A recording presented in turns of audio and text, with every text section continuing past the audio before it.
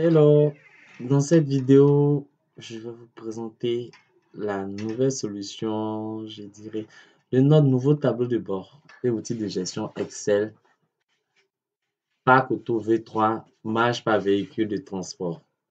Alors, je pense que vous avez connu la solution de parc automobile à sa première version. En effet, l'objectif était de pouvoir suivre les coûts par véhicule, par catégorie de charges et par type de charge. Donc, il s'agit de la parc automobile V1. Pour le parc automobile V2, nous avons inclus un nouvel aspect. Il s'agissait cette fois-ci, en plus de suivre les opérations de parc automobile, c'est-à-dire l'ensemble des dépenses, on a intégré le volet planification avec l'enregistrement du planning, des prévisions des dépenses sur le parc auto. Résultat, on avait une analyse des charges par véhicule, par type de véhicule, comme de base, mais on a aussi une analyse des écarts à partir des véhicules. OK. Alors, pour placer le contexte de la nouvelle solution de gestion des parcs automobiles, nous avons eu à effectuer une mission où l'objectif, là, on était dans le cas exclusivement d'une entreprise qui effectuait du transport de marchandises. Et l'objectif final du manager était d'avoir la marge par véhicule. En effet, pour chaque véhicule, on va pouvoir définir leurs dépenses, les planifier, effectuer ces dépenses et d'autre part, chaque véhicule va effectuer des livraisons, des livraisons de cargaison. Donc, pour chaque voyage, on va pouvoir enregistrer le montant, la destination, le chiffre d'affaires, etc., etc. Et en somme, le manager souhaitait savoir pour tel véhicule, qu'est-ce qu'il nous rapporte effectivement? Est-ce qu'il ne nous fait pas plus dépenser que acquérir de nouveaux fonds? Donc, c'est dans cette mesure que nous avons effectué une mise à jour de notre fichier Parc Auto version 2 pour arriver à cette nouvelle version qui nous permet d'avoir une visibilité à 360 degrés du parc automobile d'une entreprise de transport de marchandises. Ensemble, comment le fichier il est structuré? D'abord, on a le volet paramètres. Au niveau du volet paramètres, on va pouvoir définir comme paramètres dans les différents paramètres des types de véhicules. Donc, vous pouvez ajouter de nouveaux types de véhicules. Je dirais, je vais par exemple ajouter type 2. Voilà. Ensuite, on va pouvoir définir les différents types de charges. Donc, vous pourrez ajouter plusieurs types de charges. Ici, on a enregistré les dépenses administratives, l'entretien, etc. Donc, je peux ajouter par exemple charge 3. OK. Et suivant le même principe, vous allez pouvoir ajouter les différents véhicules de votre parc automobile. Donc, les différents véhicules utilitaires ou pas de votre parc automobile. Pour chaque véhicule, pour chaque immatriculation, parce qu'on va définir les véhicules par son immatriculation. Et pour chaque immatriculation, on aura la possibilité de sélectionner les différents types de véhicules tels qu'enregistrés ici. Voilà, là, par exemple, les autres types de véhicules. Ensuite, ce n'est pas fini.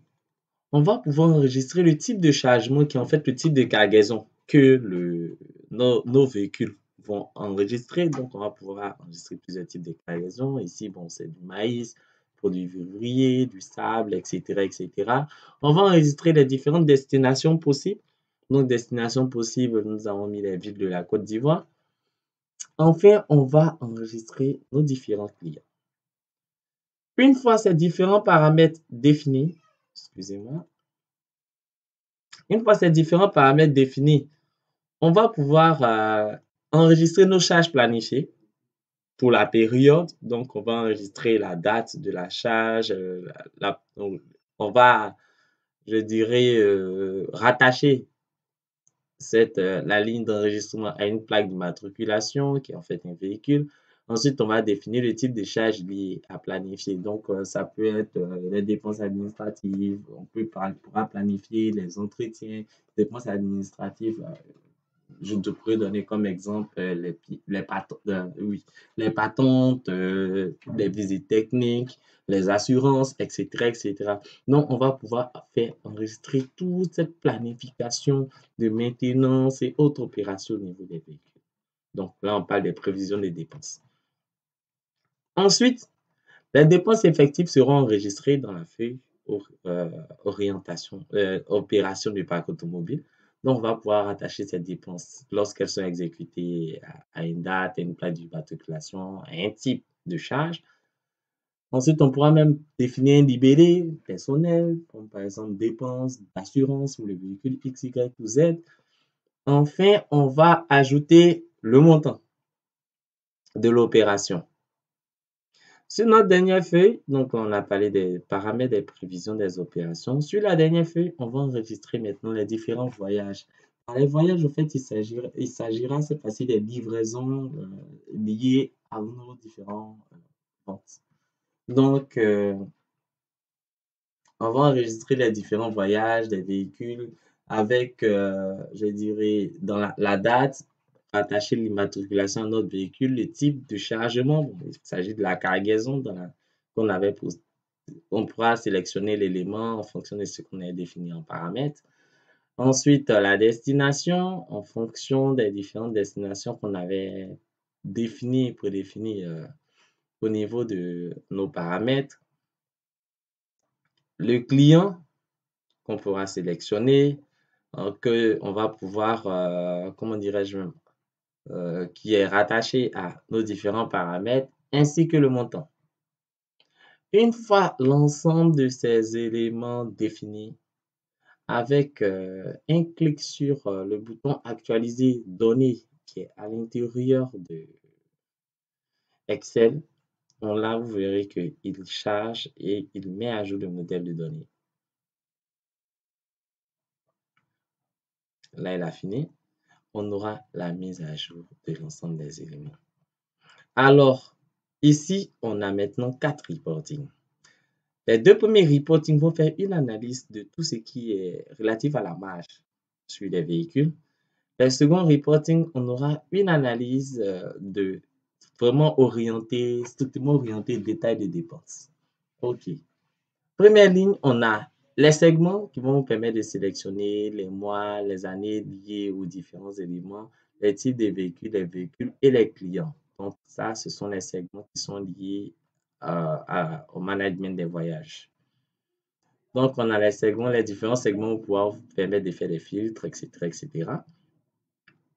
Ensuite, on a sur la première ligne les informations mises en valeur. Donc, on a les principaux indicateurs, à savoir le chiffre d'affaires qui est la somme des montants au niveau des voyages, cela en tenant compte des filtres, parce que l'ensemble du système se met à jour en fonction des filtres. Donc, on a le chiffre d'affaires, le nombre de voyages effectués pour la période, on a la marge totale, donc là, il s'agira du chiffre d'affaires moins charge directe, et la marge par voyage, qui est un indicateur assez intéressant, qui sera la subdivision des du nombre de différents voyages, la subdivision des différents voyages pour la période par la marge, c'est ça. Donc, on a la possibilité de savoir pour chaque voyage combien il nous rapporte effectivement en fonction du volume de voyage et en fonction du coût des véhicules. Ensuite, on a cette subdivision qui est effectuée, on a toute cette analyse liée au chiffre d'affaires et à la marge sur l'ensemble à plusieurs niveaux. D'abord, on a l'analyse, le top 10 du chiffre d'affaires par type de véhicule. Donc, c'est la somme, d'une part, la somme des chiffres d'affaires par type de véhicule et la somme des marges enregistrées par type de véhicule. Donc, ici, on a les barres qui vont vous permettre d'avoir une idée des dimensions. Et là, c'est les 10 chiffres d'affaires les plus. On pourra avoir le détail dans le reporting. Mais ici, on a vraiment l'analyse du top 10 quoi, en termes de chiffre d'affaires et de marge par type de véhicule. Ensuite, on a le top 10 par véhicule qui nous montre nos véhicules qui sont les plus, je dirais, qui enregistrent le plus de chiffre d'affaires, la marge liée. En dessous, on a le top 10 cette fois-ci par nombre de voyages. Dans le nombre de voyages, top 10, nombre de voyages par type de véhicule, on va pouvoir suivre la fréquence d'utilisation du véhicule. Donc ici, pour l'exemple, pour les poids légers, on a 111 voyages.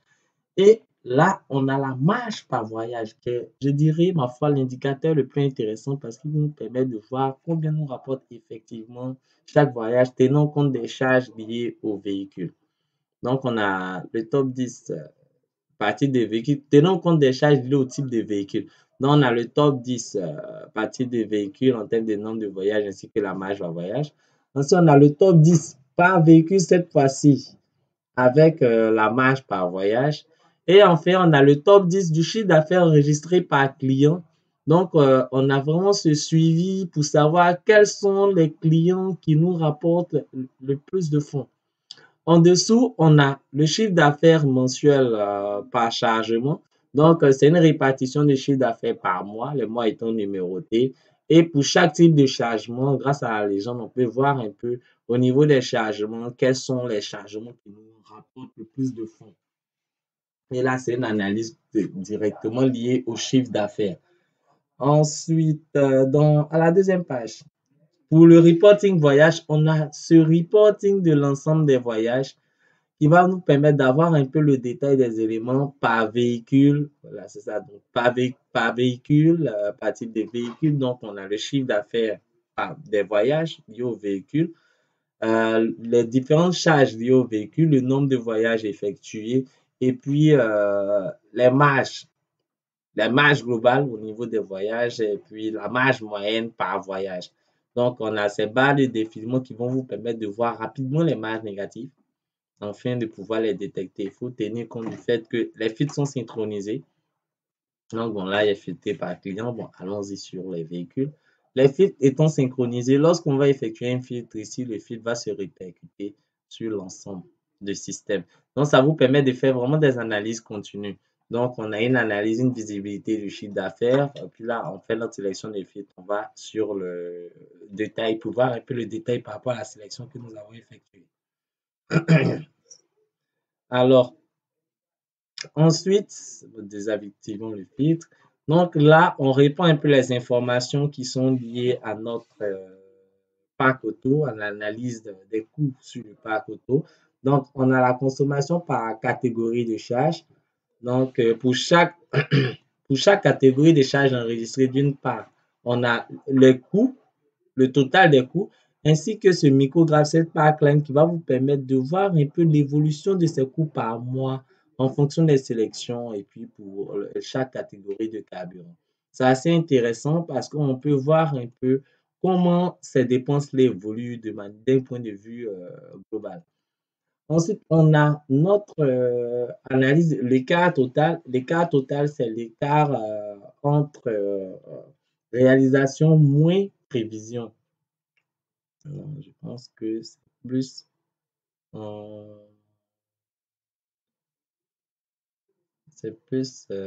oui, l'écart total, c'est plus de consommation, donc réalisation moins prévision, c'est ça. Consommation ou réalisation moins prévision. Donc là, quand l'écart il est négatif, c'est dit qu'on a consommé moins qu'on avait prévu. Donc c'est intéressant. Au cas où on vire sur des prévisions, je dirais, au cas où on va virer sur des prévisions qui ne sont pas favorables pour l'entreprise, on aura un peu une mise en forme, voilà, une mise en forme spécifique, c'est-à-dire que là, on a consommé plus qu'on en avait prévu. On a un dépassement de 2 millions et quelques, donc on a ce taux de consommation qui est, je dirais, supérieur à ce que nous avons prévu. Donc, on a une mise en forme spécifique pour cela. Ensuite, on a la répartition des consommations qui permet de voir en un coup d'œil de manière globale en fonction de la sélection des plus grosses consommations. C'est ici que l'entretien, si on veut regarder au coup d'œil, l'entretien électricité, l'entretien des transmissions et les dépenses administratives, c'est vraiment bon, ainsi que l'entretien moteur. On a même les pourcentages au niveau des étiquettes. On voit vraiment au premier coup d'œil par rapport à nos filtres les plus grosses consommations. Ensuite, sur la deuxième rangée d'indicateurs, on a la répartition des charges par type de véhicule. Donc, pour chaque type de véhicule, avec notre barre de défilement, on pourra voir un peu cette répartition des charges. Donc, d'un point de vue, on est à la consommation globale. Et là, on a cette barre, cette bullet chart qui nous permet de voir un peu les prévisions et le niveau par rapport aux réalisations. Et là, au premier coup d'œil, on sait qu'au niveau des véhicules administratifs, on a vraiment ce dépassement. Donc, véhicule administratif, je le sélectionne. Voilà, on a ce dépassement en termes de budget. Mais quand on veut expliquer le dépassement, on va aller maintenant sur chaque type de charge. Et là, on se rend compte que au niveau de l'électricité, on a vraiment dépassé nos prévisions. Ensuite, même chose pour l'entretien moteur. Et là, c'est vraiment ces deux éléments qui vont expliquer notre dépassement par rapport aux prévisions. Pour le reste, je pense que voilà, on n'a même pas atteint la limite des prévisions, on est bon. Donc là, on a aussi cette maintenant analyse de répartition, cette fois-ci par type de véhicule. Voilà. Ici, grâce au fait de voir le dépassement, on sait qu'on a consommé 18% de plus que prévu pour un total de consommation c'est-à-dire pour 3 millions, on a consommé 600 000 de plus. Donc là, quand on regarde la répartition des charges par véhicule, on peut identifier maintenant pour chaque véhicule la consommation. Et là, on se rend compte que c'est le véhicule 95 FF0005 qui a effectué ce dépassement. Donc, c'est très intéressant. Très rapidement, vous allez pouvoir détecter les différents écarts budgétaires et autres. Maintenant, à la fin, on a notre reporting. Notre reporting qui est vraiment ce détail au niveau des opérations. Voilà, ce détail au niveau des opérations pour la période en termes par immatriculation de véhicule, type de charge, prévision, réalisation, écart et taux de consommation. OK, donc là, l'idée est de vraiment faire le tour du parc automobile pour une entreprise de transport. Donc, on a réussi à se ressortir vraiment l'historique de la marge, la compréhension de la marge, la compréhension des différentes dépenses et avec un bon suivi, une utilisation complète du fichier, on sort toutes les informations en un clic. Donc, je vous remercie. N'hésitez pas à nous contacter pour avoir ample information sur nos outils. Visitez notre plateforme de formation et d'outils en ligne. Vous trouvez l'ensemble de nos différents outils. Merci.